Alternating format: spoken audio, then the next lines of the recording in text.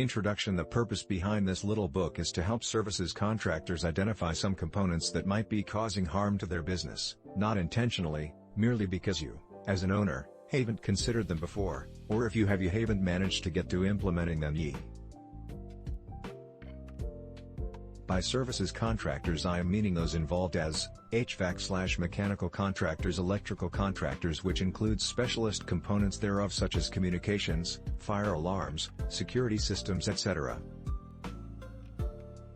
Plumbing/hydraulics, including gas contractors, drainage contractors, fire protection contractors, both active and passive. Generally, this information is aimed at small to medium-sized businesses that have a yearly revenue of up to $15,000 USD. How owners can free their time in their business. One of the biggest problems most owner-operators face is that they work too much in the business rather than on the business. If you think this is you, then rest assured you are not alone. There are many reasons why this happens. Generally it's a factor of habit. An owner-operator starts small and has to do everything.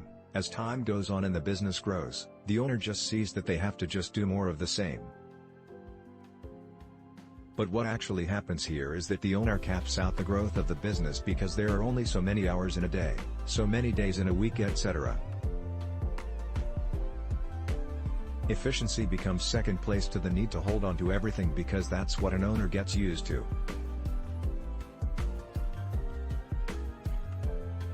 In order to free up time, an owner must learn to delegate and also bring in help so that they can concentrate on the important parts of their business rather than those that can be done by anyone.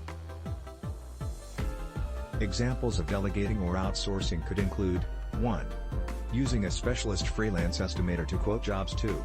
Getting a bookkeeper to do the books. 3. Hiring an SEO specialist to ensure you're getting good local leads via Google Business Profile. 4. Utilizing technology to automate tasks. 5.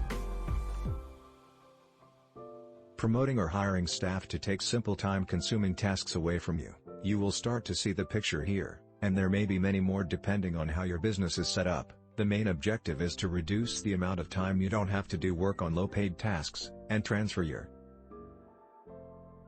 You become the creator of your own future when you give yourself the time to step back and work on your business and let others take care of the ticking parts that make it all work.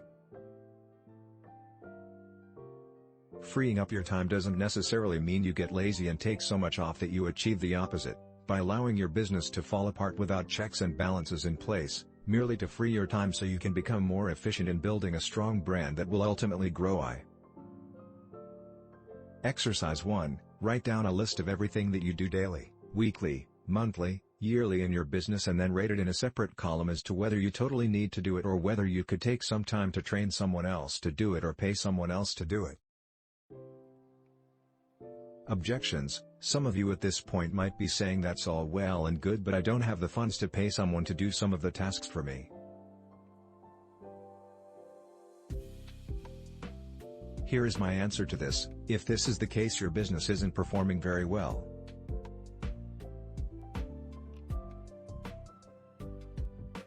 You're probably fighting week to week, month to month to pay bills when they fall due. The reason you're spending too much working in the business trying to make it work and sacrificing your time to survival mode tactics rather than empire building tactics. This is not uncommon, but you have to start by creating a slight shift in your thinking for "I can't do it" to "how I can do it." Anything is possible if you put your mind to it. If outsourcing really bothers you and is 100% a no-no, then start by outsourcing internally or ask friends/family to help in return for some future benefit when you steer the ship around. Think about as many ways you can to make it work so you can get out of the cycle of desperation and step into being a powerhouse CEO of your own future. I guarantee you, if you think hard enough, you will look back on the day and laugh about your objection. You will see it for what it is, a limiting belief currently holding you back from your dream outcome or having a thriving business that enables you to live the life you want on your terms. It's totally possible. How to ethically increase profits. Whatever the reason you started your business, an important, critical part is that it needs to make money in order to survive. Making a profit is the business equivalent of oxygen. Without it, the entity will slowly die. There are two items in accounting term you need to be aware if you are not already: gross profit and net profit. Gross profit is calculated by taking total revenue minus the cost of goods sold and then dividing the difference by total revenue to obtain a percentage. Net profit is revenue remaining after deducting cost of goods sold, i.e. the gross as above, less remaining operating expenses, taxes, interest payments and other expenses, to derive what is called net income, which is then multiplied by 100 and divided by the total revenue to obtain the net profit. Now if that sounds all too complicated, then let your bookkeeper or accountant worry about it. All you need to know is that the net profit needs to be positive, and the higher it is the better. So how do we achieve a higher percentage? By knowing your number and everything that is going on in your business, you can learn to optimize the costs and increase the selling price by ensuring that you have a defined system for each side of the equation. Optimizing costs requires tenacity and educating the workforce, maybe even incentivizing them not to waste unnecessarily. It could also mean getting into some negotiations with suppliers, expanding your supplier network to facilitate competition and the like.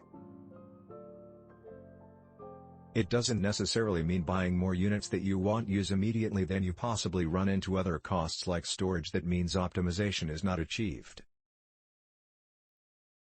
Increasing costs needs to be handled with care, especially if you operate in a competitive location where commodity pricing prevails. But as a strategy, it can be done by utilizing amended messaging that your competitors are not.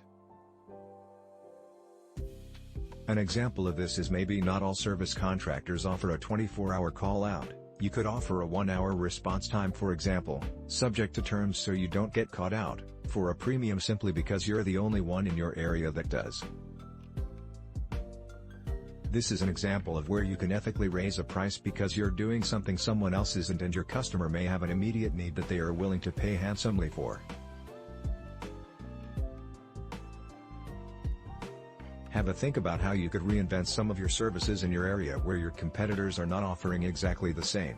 How to reduce risk. There is an old statement that suggested the business owner's reward for taking a risk is profit. Whilst I'm not going to suggest this is wrong, in today's environment, we need to be super aware of what risks are prevalent in our business/industry and whether we are happy to continue to be responsible for them or to take an alternative approach.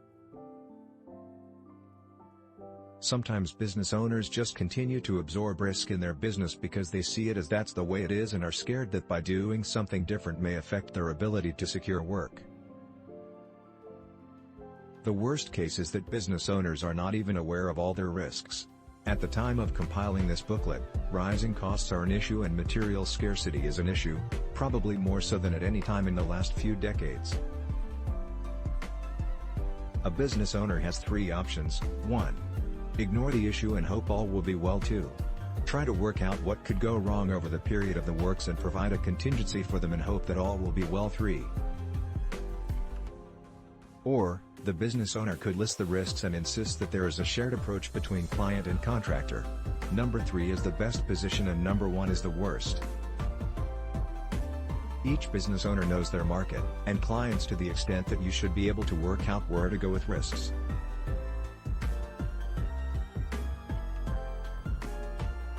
But you should have planned for all risks. If you do not, you are accepting full responsibility for any adverse outcomes with little or no grounds to go to the client with. How to strengthen and motivate your team. Having an engaged workforce is super critical in today's environment.